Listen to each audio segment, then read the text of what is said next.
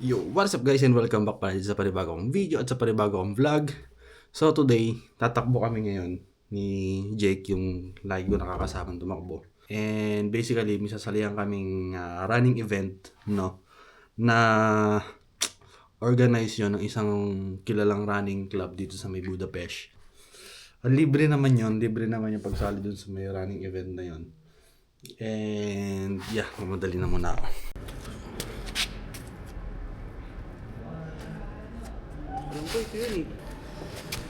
Ayan, so tatakbo kami ngayon 8 kilometer dun sa may City Park.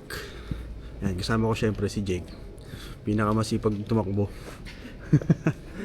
Ayan, first running natin ngayong taon, ngayon 2026. And sisimulan na namin ngayon para pagdating ng summer, pagdating ng mga spring, ready na kami sa 20 kilometer, half marathon, marathon na sasalihan namin mga event. Tagal-tagal kaming hindi nakatakbo, no? Ilang buwan kang hindi nakatakbo? Simula nung winter yata yun. Hindi na ako nakatakbo.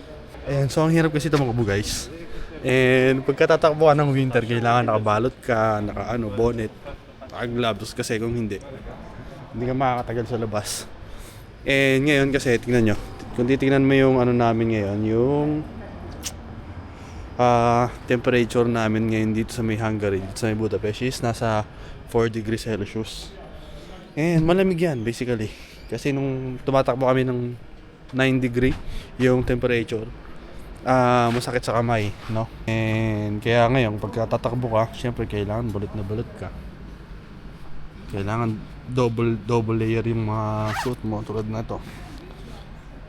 May thermal jacket ako sa loob, tapos may windbreaker sa labas, tapos bonnet, tapos gloves.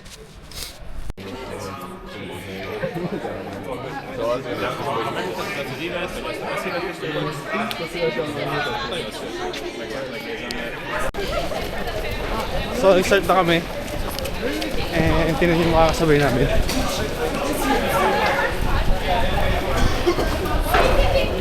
Parang medyo mabilis yung pacing namin. Oo, parang mabilis. Narinig ko 7.30 lang daw eh. Hindi yata 7.40 to. Mabilis to. Hello guys. Hello. Hey!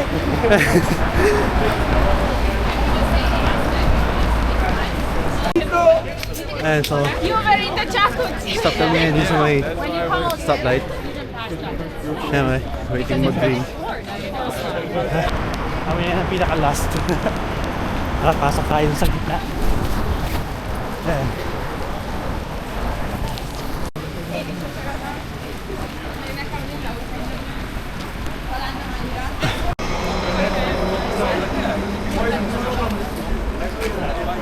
Kilometer finish.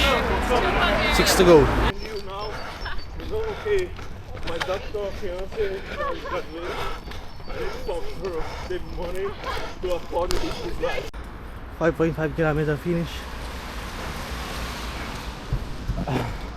Ano lang, 2.5 kilometer. And I'm not gonna lie, hinahapo na ako.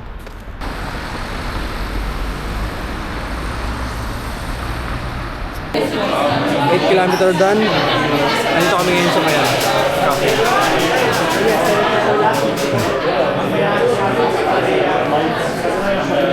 Tao, no?